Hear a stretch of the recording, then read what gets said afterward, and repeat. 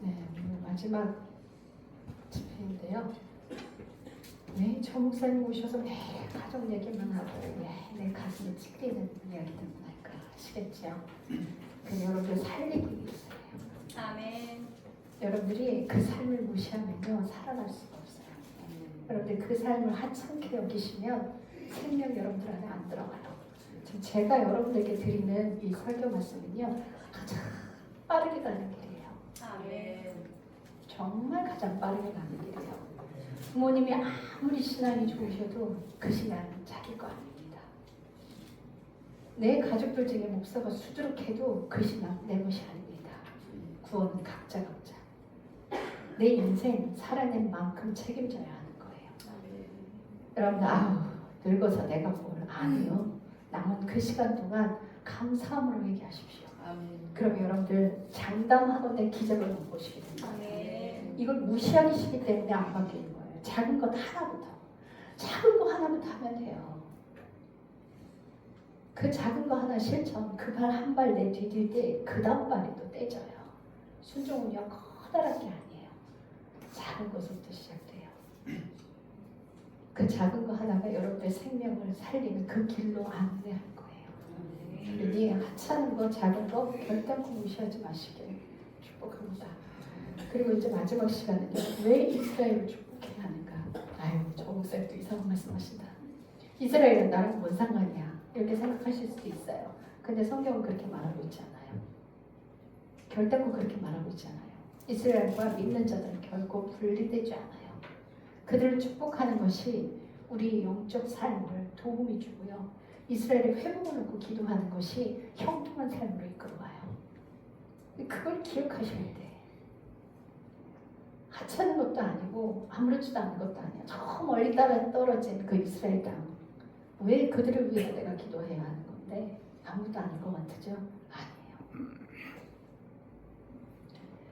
그들의 회복과 이방의 부흥이 어떻게 연결되어 있는지 여러분들 보셔야 돼요. 결코 분리되지 않습니다.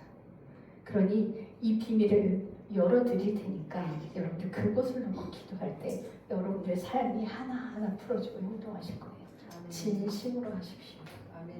진심으로 하셔야 돼요. 자, 오늘 말씀은요. 이사야서 66장 7에서 8절입니다. 그런데 이 말씀 읽기 전에 제가 먼저 기도하고 시작하겠습니다. 이제 이스라엘의 회복과 마지막에 어떻게 연결되어 있고 이스라엘이 우리 이방인들과 어떻게 연결이 되어 있는지 하나하나 비밀을 풀어드릴게요. 자, 이사야서 66장 7에서 8절 제가 읽어드릴 텐데요. 여러분들 귀를 잘 들으세요. 안 찾으셔도 돼요. 찾지 마세요. 잘 들으세요. 시온은 진통을 하기 전에 해산하며 고통을 당하기 전에 라마를 낳았으니 이러한 일을 들은 자가 누구이며 이러한 일을 본 자가 누구냐. 나라가 어찌 하루에 생기겠으며 민족이 어찌 한순간에 태어나겠느냐. 그러나 시온은 진통하는 즉시 그 아들을 순산하였도다. 이 말씀이요. 이사야서 이 말씀은요.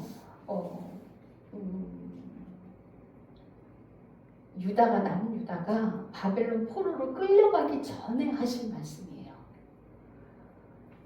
북이스라엘 멸망과 남유다 멸망이 따로따로 나눠서 멸망했어요. 북이스라엘은 기원전 722년에 멸망을 했고요. 남유다는 기원전 518년에 멸망을 했어요. 근데 그러면은 그 이전에 이 예언을 미리 말씀하신 거예요. 이스라엘이 땅이 없어질 것이고 그리고 그러나 그 땅은 다시 회복되리라 말씀하신 그 예언이 2000년 동안 그들이 나라 없이 돌아갔어요. 1948년 5월 14일에 유엔의 공표가 있었는데요. 참 신기한 일이죠. 그 전까지는요. 이 유대인들은요.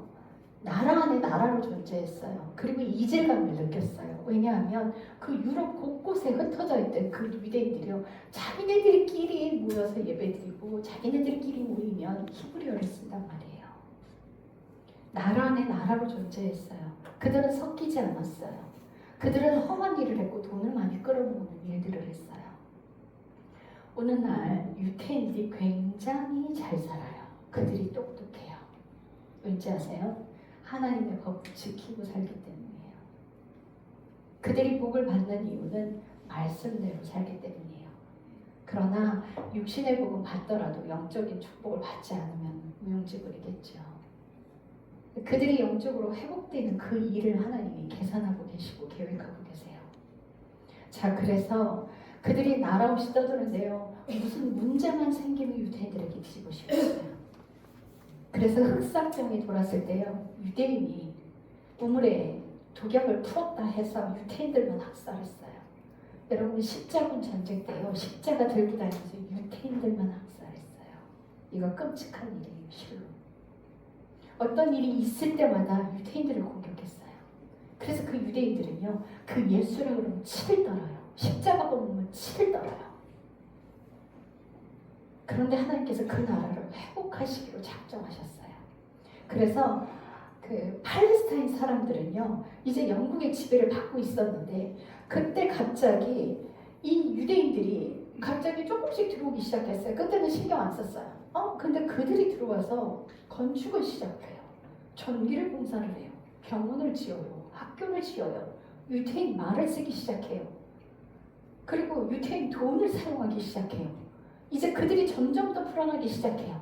그래서 영국이 지배를 끝내고 나가는 날 그 팔레스타인 사람들은요. 이 유대인들을 지중해 바다로 전부 다 쓸어 넣어버리리라 작정을 하고 그날 영국 군인이 나가는 날 전쟁을 일으킬 것으로 각오를 하고 있었어요. 그런데 유대인들은요. 갈 곳이 없어요. 죽으면 죽으리라.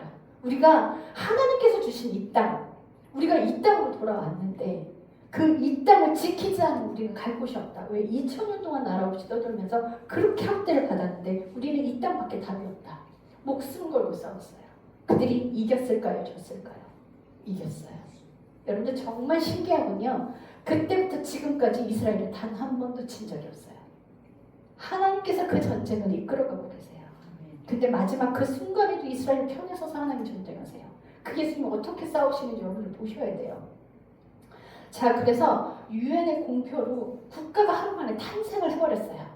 그러니까 이사야서 66장 7에서 8절은 야 나라가 어떻게 하루 만에 생기겠냐? 국가가 어떻게 하루 만에 생기겠냐? 그런데 이스라엘은 침통하기 전에 아들을 낳을 거야. 국가가 생겨버릴 거야. 정말 그 예언대로 2000년이 넘어서 거의 3000년 가까이 되는 그 시기에 이 일이 이루어졌어요. 말씀이 그대로 성취된 거죠. 자, 그런데요. 예수님이 오시고 나서요. 예수님이 오시고 무슨 말씀을 하시냐면 이제 예고를 하세요. 마태복음 21장 19절에 가면 한 무화과 나무를 길에서 보시고 그 나무로 가셨으나 오직 잎사귀 외에는 거기서 아무것도 찾지 못하셨으므로 그 나무에게 이르시되 이제부터 영원토록 내게서 아무 열매도 자라지 아니하리라 하시매 곧 무화과 나무가 말라버렸더라 라고 되어 있어요. 무화과 나무에 가셨는데 열매가 없어. 그래서 그 나무를 저주해서 뿌리까지 말라버린 거예요. 자, 그런데 이걸 조금 더 자세히 설명하고 있는 구절이 있는데 마가복음 11장 12절에서 14절 가면 이튿날 그들이 베다니에서 나왔을 때에 그분께서 시장하시던 참에 멀리서 잎사귀에 달린 무화과 나무를 보시고 혹시 그 나무에서 무엇을 찾을 수 있을지 알려고 가셨으나 그 나무로 가서 보시니 잎사귀 외에는 아무것도 없더라. 이는 무화과의 때가 아니었기 때문이다. 이건 뭐냐면요. 무화과가 열릴 때가 아니에요. 우리나라 무화과 여름에 열려요. 지금 한참 무화과 나오고 있어요. 그죠? 근데 그 무화과를 지금 여름이잖아요. 봄에 가서 열매 없다고 저주해 버리신 거예요. 이건 말이 안 되죠. 이 무화과 나무를 저주하시면서 예수님께서 뭐라고 하셨냐면 이때부터 영원토록 아무도 내게서 열매를 따먹지 못하리라 하시니 그분의 제자들이 그것들을 듣더라. 제자들이 이상하게 여겼어요. 열매가 없을 시기에 가서 열매를 없다고 그 나무를 저주하셨단 말이에요. 근데 이거는 상징이에요. 무화과 나무는 이스라엘입니다. 그래서 그 이스라엘의 무화과 나무를 심판하시고 저주하신 다음에 무슨 말씀을 하시냐면 마태복음 24장 32절 34절 가면 이제 무화과 나무의 비유를 배워라. 내가 그때 무화과 나무 저주했지? 잘 들어. 그곳에 가지가 연하고 잎사귀를 내면 그곳에 가지가 연하고 잎사귀를 내면 잎사귀가 나왔어요. 1948년 5월 14일에 잎이 돋았어요. 그러면 여름이 가까운 줄 알아라. 이래요. 아 그럼 그 여름이 뭐냐는 거죠. 그런즉 이와 같이 너희가 이 모든 일을 볼 때 그때가 가까이 온 줄 너희가 아느니라. 그때가 가까이 온 줄 알라. 그럼 이 여름이 뭔 줄 알아야겠죠. 이 여름이 뭐냐면 아모스서 8장 1절과 2절에 가면 그 설명이 있어요. 성경은 성경이 풀어줘요. 다른 데서 찾을 필요가 없어요. 그래서 성경책만 제대로 읽으면 그 안에 답이 다 있어요. 자, 아모스서 8장 1, 2절에 가면 주 하나님께서 이같이 내게 보이셨느니라. 보라, 여름 과일 한 바구니니라. 그분께서 이르시되 아모스야 내가 무엇을 보느냐 하시기에 내가 이르되 여름 과일 한 바구니니이다 하네. 그때 주께서 내게 이르시되 내 백성 이스라엘에게 끝이 닥쳤으니 내가 이후로는 그들 곁을 다시 그냥 지나가지 아니하리라. 이 뜻은 뭐냐면 여름 과일 한 바구니를 보고 계시는데 아모스에게 그래. 네가 지금 뭐 보고 있니? 예, 제가 지금 여름 과일 한 바구니 보고 있어요. 이것처럼 내가 그들을 심판할 거야. 그럼 이건 뭐냐면요. 여름이 가까웠다라고 하는 심판으로 의미해요. 무화과 나무를 저주하시고 이스라엘을 저주하시고 그 무화과 나무의 비유를 배우라 말씀하세요. 그러면서 무화과 나무 잎에 새잎이 돋으면 자 이스라엘이 회복되기 시작하면 이제 심판이 가까웠어. 너희가 날씨 변동하는 거 그거 새가 낮게 날면 비가 올 줄 알지. 그런데 시대를 분별해라. 내가 얘기할게. 무화과 나뭇잎에 새잎이 닿으면 이제 심판 문 앞에 있어. 내가 문고리 잡고 열고 나올 거야. 그러시면서 무슨 말씀을 하시냐면 진실로 내가 너희에게 이르노니 이 세대가 지나가기 전에 이 모든 일을 성취되리라 이러세요. 이 세대. 그럼 이 세대가 몇 년이냐는 거예요. 100년이에요. 그러면 1948년 5월 14일부터 시작을 해서 100년이면요. 총 2048년. 그런데 주님이 뭐라고 말씀하세요? 예수님께서 그러세요. 아버지가 오실 때 내가 올 날은 아무도 몰라. 아버지밖에 몰라. 나도 몰라. 나도 몰라 이래요. 그러면 날과 시는 알 수 없으나 대략 어디쯤이겠다라는 예측은 우리가 할 수 있어요. 그래서 2038년 그 이전에 이 세대가 가기 전에 내가 심판으로 올 거야 이 뜻이거든요. 그럼 그 이전에 오실 수도 있고요. 그 이후는 되지 않을 것 같아요. 왜냐면요. 지금 자연의 징조가 심상치 않고요. 제가 마지막이라 여러분들에게 말씀드리는 건 뭐냐면요. 세월을 아끼라는 거예요. 허투루 살지 마시라는 거예요. 욕하는 거 이제 그만하시고 그거라도 하나하나 순종하기 시작하시라는 거예요. 험한 말 하지 말고 나쁜 말 하지 말고 입에 좋은 말만 담고 잘못했거든 회개하는 인생부터 살아가기 시작하시면 하나님께서 반드시 여러분들의 삶에 그 인생에 일을 하기 시작하신다니까요. 절대 작은 거 허투루 넘기지 마십시오. 얼마 안 남았어요. 얼마 안 남았습니다. 여러분들에게 협박하는 거 아니에요. 진실을 말씀드리는 거예요. 시간을 아끼세요. 하찮게 다른 짓 하지 마시고요. 말씀 듣는데 귀 기울이시고요. 말씀대로 살아가려고 노력하세요. 화내지 말라 그랬지. 그래. 감사를 찾으라 그랬지. 그래. 감사 찾는 인생 살자. 내 마음 다른 데 나누고 찢지 말라 그랬지. 그런 거 하지 말고 말씀 보고 기도하고 하나님께 마음 드리는 거 하자. 내가 즐기는 것들 다 끊으라고 했지. 주님 제가 이제 끊겠습니다. 도와주십시오. 그 인생을 살아가 보시기 시작해보세요. 주님 반드시 도우세요. 아무것도 하지 않으시면서 무언가 되리라는 상상 착각들 하지 마세요. 하나님 결단코 손 안 드세요. 어제 우리 그 미경 집사님 예화를 많이 드렸죠. 저분이 저 끝에 앉아 계시고 우리 정리 사모님 여기 앉아 계셨어요. 이 공간이 기름 부음이 어마어마해요. 근데 그 기름 부음을 못 가져가고 계셔. 이거 얼마나 안타까워요.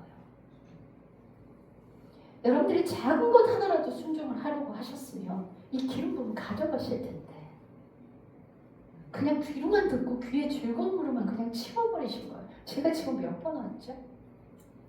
참 우리 목사님 참 대단하신 분이에요. 우리 목사님 저는 존경해요. 강정민 목사님 정말 괜찮으신 분이에요.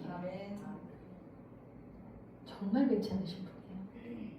제가 어디 가서 집회 한 번 하잖아요. 그 다음에 안 불러요. 제가 부교육자로 있을 때요. 제가 설교 딱 한 번 하잖아요. 그 다음부터 설교 안 시켜요. 왜요? 지들보다 잘났거든. 지들보다 말씀이 세거든. 절대 안 시켜요. 근데 강정희 목사님 부르고 또 부르시잖아요. 하나님을 사랑하는 마음이 크셔서 저를 잊지 않으시고 하나님만 바라보시는 분이에요. 사랑이 많으신 분이에요. 여러분들 담임 목사님과 사모님을 위해서 기도 안 하시면 불법입니다. 그러나 담임 목사님과 사모님을 위해서 기도하시면 축복받으실 거예요. 이건 하나님께서 약속하신 거예요. 복 받는 인생 대놓고 가르쳐 드리는데도 못하셔 안 하셔. 그런데 복을 거꾸로 뒤집으면 무슨 이야기가 되는지도 여러분들 아셔야 돼요. 아브라함이 하나님 명령에 순종했더니 열방에 복이 흘러갔대요. 그거 거꾸로 해석하면 어떻게 되는지 아세요? 불순종했을 때 저주가 흘러간다는 뜻이에요. 여러분들 목사님과 사모님 뒤에서 헐뜯고 혼담하시면 분명히 아프고 다치고 병들어요. 더 큰 일을 당하실 수도 있어요. 이렇게 화를 불러요. 여러분들 축복받을 수 있는 길, 기름 부음 받은 자 함부로 하시면 안 돼요. 기도 열심히 많이 하셔야 돼요. 목사님 건강을 위해서 기도하시고 사모님과 가정을 위해서 기도하시고 입 닫으세요. 이제 그분의 하나님의 명령대로 살아가십시다. 그거 한 가지 한 가지 고치기 시작하시면 여러분들의 삶이 바뀌기 시작해요. 인생 살아가지 않으시면서 내게 뭔가 하나님의 복이 떨어질 거라는 기대 상상하지 마세요. 절대 그런 일 없습니다. 하나님을 사랑하는 자들에게 복이 임하고요. 순종하는 자들에게 복이 임하고요. 순종하는 자들에게 영생의 길이 열려요. 아멘. 자, 다시 말씀드립니다. 아모스에서서에서 이야기한 것처럼 예수님이 올 날을 미리 가르쳐 주셨어요. 자, 로마서 11장 1에서 29절 제가 읽어드립니다. 잘 들으세요.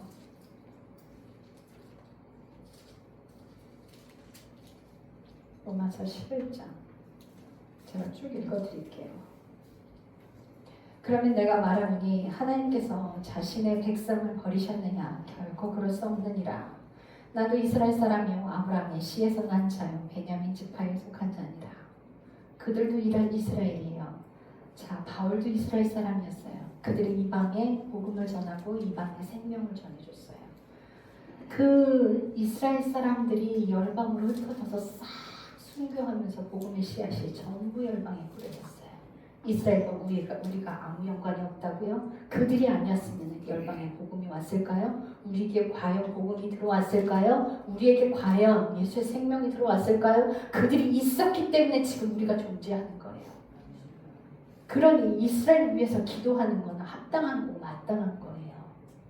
그게 하나님 뜻이에요. 자, 이스라엘은 결코 없어지지 하나님 약속하신 그대로 회복시키실 거예요. 버리지 않으세요, 하나님. 이스라엘을 축복하고요. 그 땅을 반드시 지키실 겁니다. 그러니 마지막 때가 됐을 때 이스라엘을 편에 서야 될 거예요. 대한민국 언론 진짜 한심합니다. 이스라엘 굉장히 욕하고 있어요. 그런데 이스라엘은요, 선제 공격 결단코 하지 않습니다. 팔레스타인 사람들 민간인들 잡아두고요. 이스라엘이 공격한다고 민간인들 나가라고 얘기를 해요. 미리 공고하고 선포하고 그리고 미사일 발사해요. 그런데 그들은요, 그 팔레스타인 사람들이요, 민간인들 싹 다 가두고 폭탄 떨어지는 곳에 모아놔요. 그리고 폭탄 맞고 나면 기자들 불러들여요. 이스라엘이 이렇게 했다고. 이거를 한국 언론들이 그걸 그렇게 거꾸로 보도를 하고 있어요. 그들이 먼저 공격했기 때문에 공격하는 거거든요. 근데 그걸 반대로 이야기한단 말이에요. 그럼 우리 보는 사람들은 가짜 이야기 듣고 믿고 있어요. 여러분들이 기도를 하시면 그 비밀이 알려질 텐데 기도를 안 하시니까 모르는 거예요. 그게 진짜인 줄 아는 거예요. 요즘 언론 여러분들 가려서 보셔야 돼요. 한쪽만 보시면 큰일 나요. 가짜 뉴스들이 넘쳐나고 있어요. 하나님께 기도하고 이 땅을 위해 기도하고 국가를 위해 기도하고 교회를 위해 기도하고 여러분들 기도할 게 많은데 다른 데 시간 쓰지 마십시오. 유럽에서 미국에서 그 신학을 한다는 그 사람들이요, 하나님이 이스라엘을 버렸다고 가르쳤어요. 가관이죠. 로마서 11장을 어디다 두고 갖다 팔아먹은 거야? 버렸어? 지네들이 복음을 받아들인 게 누구로부터 받아들였는데 이스라엘 하나님 버렸다고 이야기를 해요. 결코 하나님이 이스라엘 버리지 않는다 말씀하세요. 2절 하나님께서 자신이 미리 아신 자신의 백성을 버리지 아니하셨나니 너희가 성경 기록이 엘리야에 대해 말하는 것을 알지 못하느냐. 그가 이스라엘을 대적하여 하나님께 중보하며 이르시되 주여 그들이 주의 대언자들을 죽이고 주의 제단을 파헤쳤으며 나만 홀로 남았는데 그들이 내 생명도 참나이다 하나. 하나님의 대답이 그에게 무엇라고 말하느냐. 내가 나를 위해 바알의 형상에게 무릎을 꿇지 아니한 사람 7,000명을 남겨두었느니 하나니. 그런즉 이와 같이 이 현 시대에도 은혜의 선택에 따라 남은 자가 있느니라. 만일 그것이 은혜로 된 것이라면 더 이상은 행위에서 난 것이 아니니 그렇지 않으면 은혜가 더 이상 은혜가 아니니라. 그러나 만일 그것이 행위에서 난 것이라면 더 이상 은혜가 아니니 그것이 그렇지 않으면 행위가 더 이상 행위가 아니니라. 그러면 결론이 무엇이냐? 이스라엘은 자기가 구하는 그것을 얻지 못하였으나 선택받은 자는 얻었고 그 나머지는 이날까지 눈멀게 되었으니 언제까지? 이방인의 수가 찰 때까지 눈멀게 되는데 이것은 기록된 바 하나님께서 그들에게 잠들게 하는 영과 보지 못하는 눈과 듣지 못할 귀를 주셨도다 함과 같으니라. 또 다윗이 이르되 그들의 밥상이 그들에게 올무와 함정과 걸림돌과 보응이 되게 하시고 그들의 눈이 어두워져서 그들이 보지 못하게 하시며 그들의 등이 항상 굽게 하소서 하느니라. 이스라엘이 2000년 동안 눈멀어 있었어요. 왜요? 예수님을 십자가에 못 박으면서 그래요. 빌라도가 이 핏값을 내게 돌리지 말라 했을 때 그 유대인들이 뭐라 그러냐면 그 핏값을 우리와 우리 세대가 후대가 다 받으리라 이래요. 그래서 그들이 2000년 동안 핍박을 받고 살았어요. 여러분 유태인 학살, 히틀러 유태인만 잡아 죽였죠. 얼마나 끔찍하게 죽였어요. 마루타로 사용했어요. 정말 끔찍했죠. 그들은 받을 벌을 이미 다 받았어요. 이제 회복만 남겨두고 있어요. 그래서 11절 그런즉 내가 말하느니 그들이 걸려 넘어짐으로 쓰러지게 되었느냐. 결코 그럴 수 없느니라. 오히려 그들의 넘어짐을 통해 구원이 이방인에게 왔으니 이것은 그들이 질투하게 하려 함이라. 그런데 그들의 넘어짐이 세상의 부요함이 되고 그들의 쇠퇴함이 이방인들의 부요함이 되거든 그들의 충만함은 얼마나 더 많은 부요함이 되겠느냐. 이스라엘 백성들을 꺾어내고 참 감람나무 가지를 꺾어내고 이방인이 너희 돌감람나무를 심었는데 너희가 돌감람나무 열매를 맺는 것이 아니라 참 감람나무 열매를 맺을 텐데 이 진액이 뿌리에서 나기 때문이라는 거죠. 그 뿌리는 예수 그리스도시니까. 그래서 참 가지도 잘라내는데 너희라고 그냥 두겠느냐. 너희가 불순종하면 너희도 꺾여나가리라. 그러니 겸손해라. 원래 가지도 꺾였는데 그러면 원래 가지를 꺾인 이유는 뭐냐면 열방에 복이 하게 열방에 생명이 가게 하기 위해서 원래 가지를 꺾었는데 그러면 그들이 다시 회복되면 열방엔 더 큰 축복과 더 큰 부흥을 예고하고 있다는 거예요. 그래서 여러분 이제 이스라엘 땅에 예수님께서 직접 찾아가셔서 그 믿지 않는 유태인들을 기독교인으로 하나님께서 직접 그 일을 하고 계시는데요. 그래서 이제 열방의 부흥이 예고되어 있어요. 이제 열방은 하나님께서 마지막 대추수를 위해서 하나님의 숨겨둔 사람들을 곳곳에서 이렇게 세우실 거예요. 그들이 이미 다 예비되었어요. 그래서 그 부흥을 예고하고 있어요. 지금 이스라엘의 회복됨과 열방의 대부흥이 엮여져 있다는 걸 여러분들 보셔야 돼요. 자, 내가 이방인인 너희에게 말하노니 내가 이방인들의 사도인 만큼 내 직무를 존귀하게 여기나니 이것은 어찌하든지 내가 내 살부치인 그들을 자극하여 경쟁하게 하므로 그들 중 얼마를 구원하게 하려 함이라. 그들을 버리는 것이 세상에 화해하는 것이 되거든 그들을 받아들이는 것이 죽은 자들로부터 살아나는 것이 아니면 무엇이겠느냐. 이스라엘의 영적 회복이 이루어지기 시작하면 이제 열방에서는요 죽은 자들이 다 살아나는 그런 역사들이 일어나게 될 거예요. 이제 마지막 때에 하나님의 사람들에게 손에 불을 줄 텐데요. 중환자실 들어가서 기도하면 죽은 사람들이 일어나서 나올 거예요. 그 일들이 이제 하나님이 하기 시작하실 거예요. 기적과 이적이 어마어마하게 따르게 될 텐데 그것이 중요한 것이 아니라 예수 안으로 들어가는 것이 중요한 거예요. 예수님께서 10명의 뭉둥병자들을 고쳐줬을 때 딱 한 명만 감사로 왔어요. 여러분들 그 한 명이 들어가시길 축복합니다. 9명 되지 마십시오. 말씀 들으셨다면 정신 똑바로 차리시고 이제 살아가내셔야 돼요. 자동으로 뭔가가 이루어지지 않습니다. 순종해야 그 일들을 하나님께서 이루어가시는 거예요. 내 마음에 찔리는 거 그거 먼저 회개하고 고쳐 들어가기 시작하십시오. 반드시 여러분들의 삶에 기적이 벌어질 거예요. 우리 오경 목사님 참 우리 교회 표본이에요. 저분이 저 가정에 왔을 때 사득 주눅들었었어요. 아주 새 아이도 엉망이었고 목사님도 완전히 시커매갖고 오셨었어요. 그런데 지금은요 아주 저렇게 이쁜 미녀가 없어. 아멘. 그리고 새 아이들의 남자아이들의 인생이 싹 다 변했단 말이에요. 아멘. 이렇게 돼요. 순종하고 회개하니까 그 삶, 그 가정을 하나님께서 뒤집어 엎으신단 말이에요. 사람이 못해요. 여러분들 자식 여러분들의 힘으로 고쳐보려고 노력해 보십시오. 어디 씨알이나 맺기나 절대 안 돼요. 그건 하나님이 손 대셔야 돼요. 하나님께서 일하시게 여러분들은 회개하고 순종하는 그 삶을 사시는 거예요. 그러면 자식들은 하나님 때리기 시작해요. 여러분들 남편 바꾸는 거 그거 하나님 손에 달렸어요. 내가 바꾸려고 막 하지 마세요. 그 입 닫으시고 친절하게 대하세요. 절대 사람 안 바뀌어요. 두드려 패시든 죽이시든 그건 하나님이 하실 일이에요. 그분께 모든 걸 맡기시고 나는 나만 똑바로 살면 돼요. 친절하게 대하시고 사랑 주세요. 바꾸려고 하시니까 못 하시는 거야. 내가 그렇게 하면 내 남편 바뀌겠지. 아니요. 바뀌기 기대하지 마세요.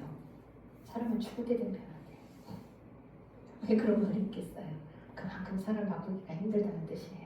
그러니 여러분들 사람 바꾸려고 하지 마시고 친절하게 사람 베풀어주세요. 자, 16절 첫 열매가 거룩하면 덩어리가 거룩하고 뿌리가 거룩하면 가지들도 그러하니라.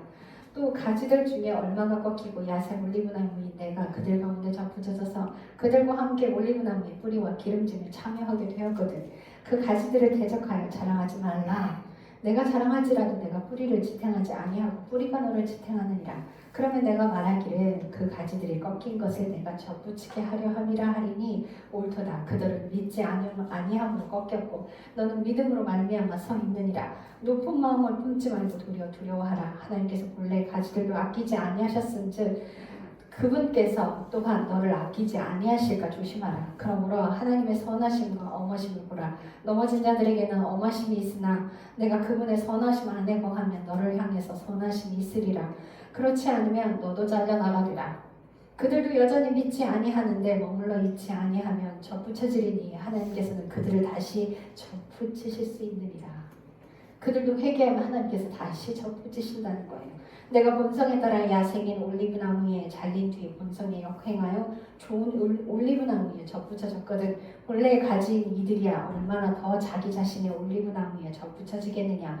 형제들아 너희가 스스로 지혜로운 것으로 여기지 않게 하기 위하여 이 신비에 대해 내가 모르기를 내가 원치 아니하노니 이것은 곧 이방인들의 충만함이 들어올 때까지 일부는 눈머는 일이 이스라엘에 일어났다는 것이라. 이런 식으로 온 이스라엘의 구원을 받으리라. 자, 이방인에게 눈멀게 되는 그 기간은 열방이 수가 충만해질 때, 그 충만함이 무엇일까요? 예수 그리스도 안으로 들어오는 사람들이 많아질 때, 그때 그들이 눈멀었던 게 회복이 되기 시작할 것이다. 그런데 그들이 이미 회복되고 있으니 예수님 오신 날은 코앞에 닥친 거죠. 그래서 이런 식으로 온 이스라엘이 구원을 받으리라 하고 있어요. 그래서 28절 읽어드릴게요. 복음에 관하여는 그들이 너희로 인해 원수이지만 복음으로 인해서는 이스라엘이 열방이 접붙임을 받기 위해서 꺾임을 받았기 때문에 원수지만 선택에 대하여는 그들이 조상들로 인해 사랑을 받는 자들이니라. 하나님께서 그 조상들과 하신 그 약속 때문에 그들을 다시 접붙여서 회복시키실 거라는 거예요. 이 말씀이 성경에 곳곳에 기록이 되어 있어요. 그들이 회복의 약속을 하고 있습니다. 자, 그 스가랴서 14장 1절부터 4절 가면 보라, 주의 날이 오리니 사람들이 거기서 취한 노량물을 내 한가운데서 나누리라. 내가 예루살렘을 대적하여 전쟁하려고 모든 민족들을 모으리니 그 도시가 함락되며 집들이 강탈을 당하고 여인들이 강간을 당하며 그 도시의 반이 포로로 잡혀갈 것이나 백성 중에서 남은 자들은 그 땅에서 끊어지지 아니하리라. 그때 주께서 나가사 그때 그날에 예수님이 재림날이에요. 보세요. 그 민족들과 싸우시되 전쟁의 날에 싸우신 것 같이 하리라. 그날에는 그분의 발이 예루살렘 앞 동쪽에 있는 올리브산 위에 서실 것이요 올리브산이 그것의 한가운데서 동쪽과 서쪽으로 갈라짐으로 심히 큰 골짜기가 생길 것이며 그 산의 반은 북쪽으로 그 산의 반은 남쪽으로 이동하리라. 예수님이 어느 땅으로 재림하시나요? 예루살렘 땅으로 재림하세요. 하나님 그 땅 버리지 않으세요. 자, 그리고요 스가랴서 2장 8절에 가면 어떤 말씀이 있느냐면요, 이스라엘을 범하는 자는 하나님의 눈동자를 범하는 것이다. 이스라엘을 범하는 자는 하나님의 눈동자를 범하는 것이다. 그날에는 이스라엘을 대적하여 싸우는 전 세계의 사람들을 대적하여 예수님이 직접 전쟁하실 거라는 거예요. 이스라엘을 대적하는 사람들을 싹 다 심판하고 죽이실 거라고 말씀하고 계세요. 자, 에스겔서 37장 25절에서 28절 가면 그들이 내가 내 종 야곱에게 준 땅 곧 너희 조상들이 거하던 땅에 거하되 그들 즉 그들과 그들의 자식들과 그들의 자식들의 자식들이 영원히, 이 영원이라는 것은요 끝이 없는 것을 이야기해요. 죽어서도 그죠? 영원히 그 땅에서 거하게 될 거래요. 그 땅에 살게 될 거라는 거죠. 근데 내 종 다윗이 영원히 그들의 통치자가 되리라. 다윗이 직접 통치한다는 게 아니에요. 예수님이 다윗의 뿌리에서 오셨어요. 그 예수님이 영원하신 분이라 그분이 왕으로 끝까지 영원한 세계에 가시면 그분이 통치하실 거예요. 예수님이 통치하신다는 거죠. 그래서 그들과 화평의 언약을 맺으리니 그것이 그들과 함께 영존하는 언약이 되리라. 이건 영원한 언약이라 깨지지 않아요. 또 내가 그들에게 처소를 주고 그들을 번성하게 하며 내 성소를 그들의 한가운데 세워 영원히 있게 하리라. 이스라엘 땅에 새 예루살렘에 계시록 22장 가면요 새 예루살렘과 새 하늘과 새 땅이 내려오는데요 예루살렘 땅에 내려와요. 왜냐면요 그렇게 약속하셨거든요. 내 성소가 그들의 한가운데 영원히 있게 될 것이다. 내 성소가 그들의 한가운데 영원히 세워지리라. 예루살렘 땅에 내려와요. 예레미야서 7장 7절 가면요 내가 너희를 이곳 즉 내가 너희 조상에게 준 땅에서 영원 무궁토록 거하게 하리라. 이 영원 무궁토록이라는 뜻은요 시작도 없고 끝도 없는 하나님의 속성을 이야기해요. 그러면 그 땅은 없어지지 않고 그 땅에 약속하신 그곳에 이스라엘 사람들이 그대로 살게 될 거라는 거죠. 자, 그런데요 하나님께서 이스라엘들이 이방인과 결혼을 못하게 막으셨어요. 그 이유는 뭐냐면요 우상 숭배를 막기 위함이 있었어요. 바벨론 포로로 끌려갔다가 다시 예루살렘으로 돌아왔을 때 그들은 자기 집을 먼저 짓기 시작했어요. 하나님께서 뭐 하셨어요? 너희가 모였으면 성전을 먼저 지어야지 너희 집부터 짓는 게 옳으냐. 그래서 그들이 성전을 지었어요.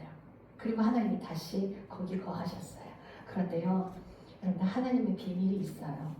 그들이 바벨론 포로로 끌려갔을 때 예루살렘이 파괴됐습니다. 성전이 파괴됐어요. 그럼 하나님은 어디 거하셨을까요? 그들과 함께 포로지로 이동하셨어요. 그들과 함께 포로들 사이로 들어가셨어요. 그 하나님은요 우리가 고난을 당하실 때 멀찌감치해지지 않으세요. 여러분들이 고통 가운데 있으실 때 멀찌감치 쳐다보고 있지 않고요 그 고통을 함께 감내하고 계시는 분이에요. 그래서 우리가 그 고난을 이겨낼 수 있는 거예요. 그래서 그 이스라엘 백성들을 바벨론 포로로 보냈지만 그분이 성전을 파괴시키고 거기서 나오셔서 이스라엘의 삶 가운데로 들어가실 거예요. 다시 돌아오셨을 때 니네가 어떻게 너희 집부터 지어 내가 거할 곳이 없는데. 그래서 성전을 다시 짓게 하셨죠. 그리고 예수님께서 돌아가시기 전에 이랬어요. 이 성전을 헐릴 텐데 돌 위에 돌도 하나도 남지 않을 거다. 그 예언을 하시고 가셨으면 이제부터 성전은 나 여기 거하지 않을 거야. 너희 몸이 성전이야. 그러니 너희 몸을 거룩하게 해라. 함부로 굴리지 마라. 나쁜 데 가지 마라. 너희 몸은 성전이니라. 그래서 너희 몸과 마음을 거룩하게, 삶을 거룩하게 유지하라는 거예요. 우리 안에 예수님이 계시니까. 예수님이 이제 건물 안에 거하지 않으십니다. 예전에 건물 안에 거하실 때는 모든 것이 다 선물이었어요. 모든 것이 다 선물이었어요. 하나님께서 거하시니까. 지금 오늘날 이건 선물 없어요, 사실은. 하나님 여러분들 안에 거하고 계세요. 함부로 살지 마십시오. 자, 그분이 이방인들과 결혼을 막으신 이유는 그 우상숭배를 막기 위함인데, 그래서 그들이 바벨론 포로에서 돌아왔을 때 학사에스라고 그래요. 이방인들 다 내쫓아. 이방인들 싹 다 내쫓아라. 그래서 이스라엘 가운데 있던 이방인들을 다 내쫓아버려요. 왜요? 그들이 하나님의 백성이었을까요? 아니요. 우상당지들을 가지고 있었기 때문이에요. 우상을 숭배했기 때문이에요. 그걸 설명할 수 있는 가장 좋은 이해가 솔로몬이에요. 이 솔로몬이요, 이방 공주들과 결혼을 했는데 그 공주들이 올 때 자기 몸만 온 게 아니에요. 자기들이 섬기는 신까지 싹 다 데리고 들어왔어요. 그래서 여러분들 솔로몬 이야기 한번 자세히 들여다보실래요? 솔로몬이 어디서 제사를 지냈는지. 성전에서 안 했어요. 산당에서 제사 지냈어요. 정말 못된 짓 했어요. 그가 우상의 대가였어요. 그래서 이스라엘이 솔로몬이 죽고 난 뒤에 남북으로 갈라져 버린 거예요. 그래서 이방인과 나누신 거예요. 하나님은 처음부터 이방인과 그 이스라엘을 나누신 적이 없어요. 제가 책에 굉장히 자세하게 얘기를 해놨어요. 여러분들 그 책에 비밀이 많이 숨겨져 있어요. 너무 재밌어요. 우리 교회 권사님이요, 책을 싫어하세요. 근데 책을 읽느라 잠을 못 주무시는 거예요. 궁금해서. 그 책을 읽다가 자야 하는데 불 켜놓으면 딸내미가 못 자니까. 근데 주무셔야 하는데 계속 보다가 들어가서 누웠다가 다시 궁금해서 또다시 나오셨대. 그 책을 또 읽으시대요. 여러분들 책 너무너무 재밌어요. 반드시 읽으시고요. 추천하세요. 서점에도 판매하고 있고요. 인터넷 판매 다 하고 있어요. 많이 많이 알리세요. 왜 알려야 되냐면요, 살아가는 방법을 제시하고 있기 때문이에요. 모두가 다 하나님 안으로 들어가서 하나님의 백성이 되었으면 하는 거죠. 종교생활 이제 그만하고 제발 하나님의 사람들이 됐으면 하는. 그래서 그 안에 중간중간 제 간증이 들어갔어요. 왜냐면 이해하기 쉽고 설명하기 위해서 어떻게 살아야 되는지 방법을 계속 제시하고 있어요. 자신의 신앙을 점검하겠고 계속 제가 두드리고 있어요. 글로써. 저는 그 책을 제가 썼는데요. 제가 읽는데 왜 이렇게 재밌어요? 가만 생각했어요. 아, 이 책 내가 안 썼구나. 그래서 재밌는 거구나. 하나님이 하셨구나. 여러분들 생명에 불이 있는 책이에요. 꼭 읽으세요. 자, 이제 설명을 드릴게요. 밧세바, 이방 여인이에요. 이스라엘 백성이에요. 그는 히타이트 족이에요. 헷 족속이에요. 이방 여인이죠. 근데 하나님의 족보에 들어가 있어요. 하나님이 이방인과 이스라엘을 나누셨다고요?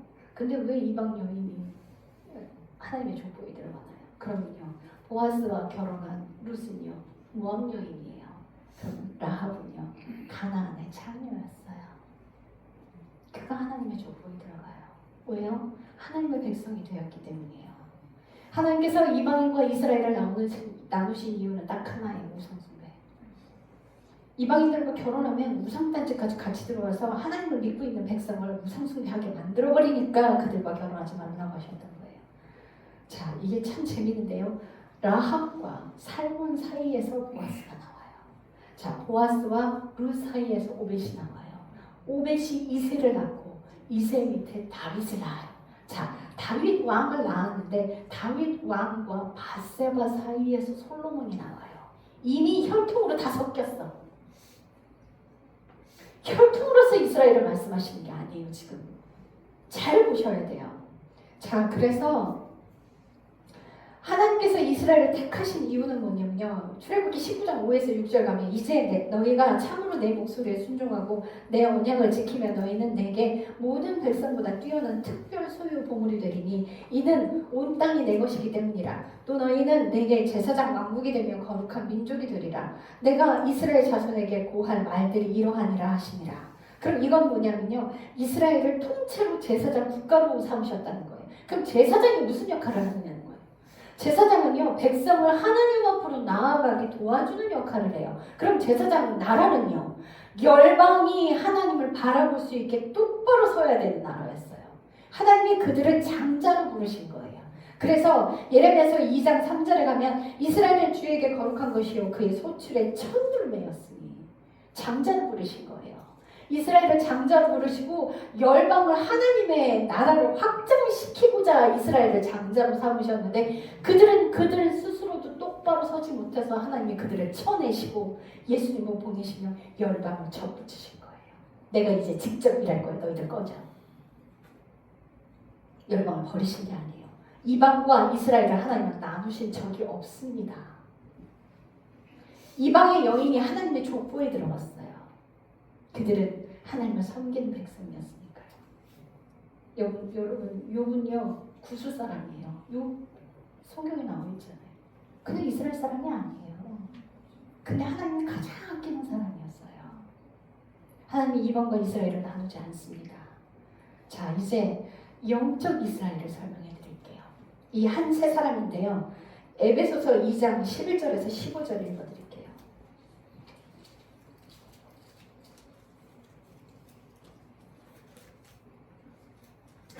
그러므로 기억하라. 너희는 지나간 때에 육체의 면에서 이방인이요 손으로 육체에 행하는 할례를 받아 할례자라 불리는 자에게 의해 무할례자라 불리던 자들이라. 그때 너희는 그리스도 밖에 있었고 이스라엘 연방 밖에 있던 외인들이었으며 약속의 언약들에서 분리된 낯선 자들이요 세상에 소망이 없고 하나님 밖에 있던 자들이었으나 한때 멀리 떨어져 있던 너희가 이제는 그리스도 예수님 안에서 그리스도의 피로 가까워졌느니라. 그래서 그는 우리의 화평이시라. 그분께서 둘을 하나로 만드사 우리 사이의 중간 분리병을 허무시고 원수가 되게 하는 것, 즉 규례에 수록된 명령들의 율법을 자기 육체로 없애셨으니 이것은 둘을 자기 안에서 하나의 새 사람으로 만들므로 화평을 이루게 하려 하시며. 한 새 사람, 이방인과 육신의 이스라엘이 하나로 예수 그리스도의 영으로 한 새 사람이라는 거예요. 이제 당 없어. 하나님께서 이렇게 말씀하시는 거예요. 나는 이방과 이스라엘을 나눈 적이 없다. 너희는 내 안에 들어오면 내 생명으로 너희는 이스라엘이다. 라고 말씀하시는 거예요. 그래서 이 생명의 이스라엘 사람들이 어디로 들어가냐고요? 이스라엘 땅, 나중에 그 예루살렘, 지금의 예루살렘은 새하늘과 새 땅이 내려오잖아요. 그럼 이 영적 이스라엘 누구예요? 육신의 이스라엘과 육신의 이방인, 예수 믿는 사람이라면 그들이 전부 예루살렘 땅에 살게 되는 거예요. 이게 영적 이스라엘이에요. 자, 그래서 갈라디아 3장 22절에서 30절 읽으면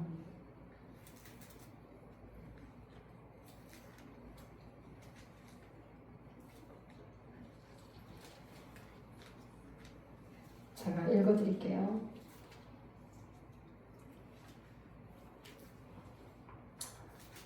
갈라디아 3장 16절부터 한편 그 약속들을 주께서 아브라함과 그의 씨에게 하셨는데 그분께서 여럿을 가리켜 씨들에게라 하지 아니하시고 하나를 가리켜 내 씨에게라 하시나니 이 씨는 그리스도시라. 내가 이것을 말하노니 그 하나님께서 그리스도 안에 미리 확정하신 그 언약을 430년 뒤에 생긴 율법이 취소할 수 없으며 이로써 그 약속은 무효로 만들 수 없느니라. 만일 그 상속 유업이 율법에서 나면 그것은 더 이상 약속에서 나지 아니하느니라. 그러나 하나님께서 그것을 아브라함에게 약속을 통해 주셨느니라. 그러시면서 하나님께서 이 약속을 통해 주신 이 것들을 하나님의 자녀로서 한 세 사람의 믿음의 사람으로 한 자녀라고 설명하고 있어요. 자, 14절에 이것은 아브라함에게 복이 예수 그리스도를 통해 이방인에게 오게 하고 우리가 믿음을 통해 성령으로 약속을 받게 하려 함이라. 그런데 그 약속을 받은 그 이스라엘 사람들에게 28절에 보면 형제들아 이제 우리는 이삭과 같이 약속의 아이들이라.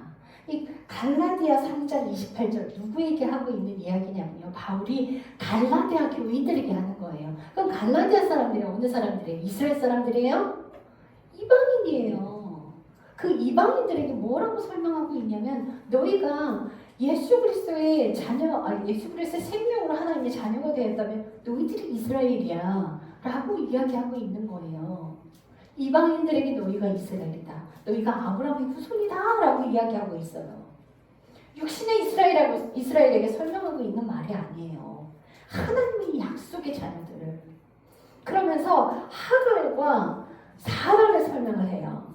근데 그 하갈은요, 율법을 통해 얻은 그 신의 산의 언약으로부터 얻은 아들이라는 거죠. 왜요? 그거는 하나님의 언약으로 출발한 아들이 아니에요. 율법은 어디에 필요한 거냐면 영적이지 않아요. 율법은 영적이긴 하죠. 근데 율법은 우리 육신에게 필요한 거예요. 육신에게 필요한 거예요. 그런데 하나님의 언약은요, 영적인 거예요. 하나님의 언약은 하나님의 언약 안으로 들어오는 그 백성들이 하나님의 자녀가 된다는 거죠. 그래서 육신의 이스라엘이다라고 이야기하는 거는 율법으로 얽혀진 그들은 하나님의 씨가 되지 못한다는 거예요. 하나님의 언약으로 들어온 자들만 하나님의 자녀가 되는데 그때 아브라함의 씨가 된다는 거죠. 근데 어떻게 하나님의 자녀가 되느냐고. 한 영으로서 하나가 되라는 거예요. 예수 그리스도의 한 영으로서 그 자녀 안으로 들어와야 된다는 거죠. 그래야 그 약속 안으로 들어간다는 거예요. 그러면 율법의 자녀가 되지 말라는 거예요. 여러분들 열심히 들어와서 교회 일하고 헌신봉사하고 다 율법적인 거예요. 율법은요 선해요. 그러나 우리가 그 율법의 행위들을 지키면서 율법주의자가 돼버렸어. 그래서 악하게 만들어버린 거예요. 내 마음이 교만하지 않았다. 여러분들 성경 필사하시죠? 필사하셔갖고 거의 모셔둬요? 안 그럴걸요? 제가 장담하건대 100명이면 100명 다 자랑할 거예요. 자랑하고 싶어 죽어요. 그럼 내놓고 싶은 거야. 그게 뭐예요? 율법적인 거예요. 행위로 뭔가를 이루려고 하는 거. 행위로 뭔가가 될 것처럼 믿는 거. 내가 행위로 내가 착하게 살아서 선을 쌓아서 하나님께 무언가를 해드리면 영원한 생명으로 갈 수 있다고 믿는 것들이 전부 하갈의 자녀예요. 다 율법에 속해요. 그럼 하나님의 언약의 약속으로 들어가는 건요. 아브라함과 하나님께서 약속하실 때요. 제가 책에 설명을 해놨어요. 아브라함과 약속하실 때 아브라함 잠재워버려요. 그리고 하나님만 들어가요. 둘만 그 고기 사이로 지나가요. 고기 사이로 지나간다. 그 뜻은 뭐냐면요. 중동의 언약식은 그랬어요. 두 사람이 언약을 하잖아요. 그럼 그 두 사람이 손을 잡고 그 고기 사이를 지나가요. 그럼 이 언약식은 뭐냐면요. 둘 중에 하나 어기면 이 동물처럼 둘이 사체가 갈라져서 죽임 당할 거야. 이게 언약식이에요. 그런데 하나님은요. 아브라함 채워버려요. 혼자 지나가세요. 이게 뭐예요? 약속의 주체가 하나님이시라는 거예요. 네가 어떠함으로 네 행위로 이 언약을 이루는 거지 아니라 네 행위가 아니라 네가 내 말에 순종하기만 하면 이 언약을 내가 반드시 이룬다. 약속을 이루시는 주체자가 하나님이시라는 거죠. 그래서 우리는 그 약속을 이루어가려고 노력하면 안 돼요. 내가 그 언약을 성취하려고 노력해서도 안 돼요. 그냥 내 삶의 작은 거 하나하나 순종할 때 그 언약을 하나님께서 성취해 가시는 거예요. 그 언약을 하나님이 반드시 이루시는 거예요. 그런데 아브라함은요. 하나님께서 아들 주신다는 그 언약을 자기가 이루려고 했어. 그래서 하갈을 통해서 아들을 낳았죠. 근데 하나님 뭐라 그러세요? 아니야. 그 자식 아니야. 율법적으로 생각했어요. 아브라함은. 육신적으로 이룰 수 있다고 생각했을 거예요. 자기가 이루려고 노력했어요. 그래서 하나님이 아니라고 한 거예요. 그래서 그 자식들이 아직도 이스라엘을 대적하고 있어요. 그래서 불순종으로 얻어진 열매는 발목에 족쇄가 됩니다. 그러니 내 삶에 그것을 이루려 노력하지 마십시오. 하나님 명령에 순종하는 인생을 사십시오. 무엇을 순종하냐고요? 회개하라고 말씀드렸잖아요. 하나하나 바꿔 살라고 말씀드렸잖아요. 그럴 때 내 인생을 바꿔 살기 시작하면 어느 날 갑자기 하나님의 음성이 톡 와요. 그럼 그 음성대로 한 발 한 발 내드리면 되는 거예요. 하나님께서 한꺼번에 모든 일을 하라고 하지 않으셔요. 딱 한 발씩 한 발씩. 그대로 순종하시면 돼요. 그런데 내 육신에게 져서 육신대로 살게 자꾸 내어주고 계시죠. 자꾸 육신에게 지지 마세요. 팔지 마세요. 그 사탄에게 내 영을 파는 거예요. 회개하고 끊어내십시오. 하나님 마음으로 똑바로 들어가십시오. 그럴 때 여러분들은요. 하나님의 약속의 자녀 안으로 들어가는 거예요.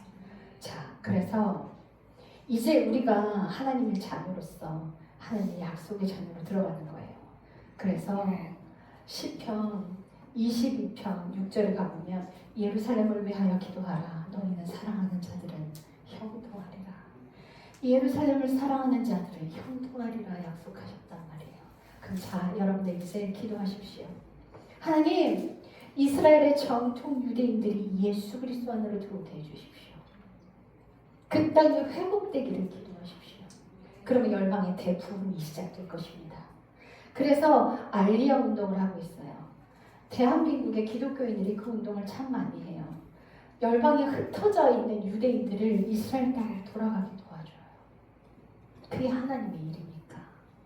참 그러신 분들 많아요. 그 일들을 하시는 분들이 있고, 저는요 죽어있는 한국 기독교인들 깨우고 열방에 죽어있는 성도들 깨우는 거예요. 잠자고 있는 성도들 깨우는 일이 저의 일이에요. 전도하는 사람 따로 있을 것이고요. 하나님께서 맡겨주신 그 일들에 충성하고 순종하는 거예요. 여러분들 가정에서부터 충성하고 순종하면요, 그 다음 거에 하나님의 역사 속으로 들어가는 그 기회의 문들을 하나님이 열어가시는 거예요. 그 시작이 가정이라고요. 그 가정 내팽개치면요, 그 다음 문 열리지 않아요. 여러분들 착하게 살아갈 수가 없어요. 하나님 명령대로 사십시오. 그게 답입니다. 이래서 이스라엘과 우리는 분리되지 않으며 예수 똑바로 믿고 순종하는 자녀들이 아브라함의 후손이라는 거 여러분들 아셔야 돼요. 죽어서 영원한 생명 가셨을 때 육신의 이방인이 아니라 영적인 이스라엘로서 예루살렘 땅에 거하게 되실 겁니다. 그러니 온 나라는 하나님의 자녀가 되는 기회를 예수 그리스도께서 열어주신 거예요. 그 길을. 이스라엘과 우리는 분리되지 않습니다. 우리는 그들을 위해 기도해야 하고요. 그들의 생명이 잉태되기를 기도해야 돼요. 그들 스스로 하나님 안으로 못 들어와요. 왜요? 예수님께서 저주하셨거든요. 너희는 다시 열매를 내지 못하리라. 그러니 그들 스스로 열매를 내지 못하기 때문에 예수님이 직접 찾아가셔서 회복시키고 계신 거예요. 다시 말씀드립니다. 담임 목사님 사모님을 보고 기도하십시오. 우리 교인들에게 하나님께서 그러대요. 에스더를 위해 기도하는 목숨 걸고 해라. 너희들의 영적 기분이 회복될 것이고 에스더를 위해 기도할 때 너희들의 영적 생명이 살아날 것이다. 하나님께서 제게 그러세요. 네 뒤에는 10,000명의 기도하는 자들을 둘 것이다. 너는 기도가 없이는 한 발도 떼지 못하리라.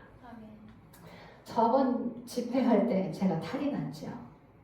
기도의 벽이 무너지면 이렇게 사탄이 이르래요. 똑같은 밥을 먹었는데 왜 저만 장염이 걸렸을까요? 이번에는요, 주일 오전에 설교하러 와야 되는데 우리 숙소에서 잠을 자고 일어났는데요, 이 노이즈 패드가 하나가 없어져 버린 거예요. 부러진 거예요. 그래서 잘 그랬어요. 야, 이놈의 사탄은 너무 가지가지로 일하는구나. 하나님의 진리가 진짜 진리가 전해지니까 사탄은 길을 쓰고 저를 막아요. 길을 쓰고 막고요. 무슨 일을 터뜨려서라도 저를 거꾸로 들 거예요. 그러니 저는 기도가 없이는 아무 일도 한 발도 뗄 수 없을 거라고 말씀하셨어요. 여러분들에게 말씀드립니다. 저를 위해 기도하시는 분들이 되어주세요. 저를 위해 기도하시면 여러분들의 영적 기운이, 영적 삶이 살아나게 되실 거예요. 그건 하나님의 일이거든요. 그래서 기도의 벽이 뚫리면 제가 사고가 나거나 제에게 문제가 생겨요. 사탄은요, 그 기회를 틈만 노리려고 제 곁에서 서성이고 있어요. 너 하나 꺾이면 하나님의 일이 무산되니까 저만 죽이려고 덤비겠죠. 여러분들이 이제 왜 이스라엘을 사랑해야 되고 이스라엘을 위해서 기도해야 하는지를 바로 아셨을 거예요. 제가 이스라엘일까요? 이방인일까요? 이스라엘이죠. 아브라함의 후손이죠. 여러분들이 순종할 때 아브라함의 후손으로 들어옵니다. 네, 미국에서 계신 집사님 한 분이 계세요. 그 집사님이 2010년부터 저를 계속 후원하고 계세요. 근데 그분이 처음에 저한테 그러셨어요. 이스라엘을 위해서, 회복을 위해서 필요한 곳에 써주십시오 라고 저한테 헌금을 보내주셨어요. 그래서 하나님 이것을 어디로 보낼까요? 그랬더니 주님 뭐라고 하시냐면 네가 이스라엘이다 이러셔요. 네? 네가 이스라엘이야. 아 맞다. 그때 다시 깨달았죠. 아 맞다.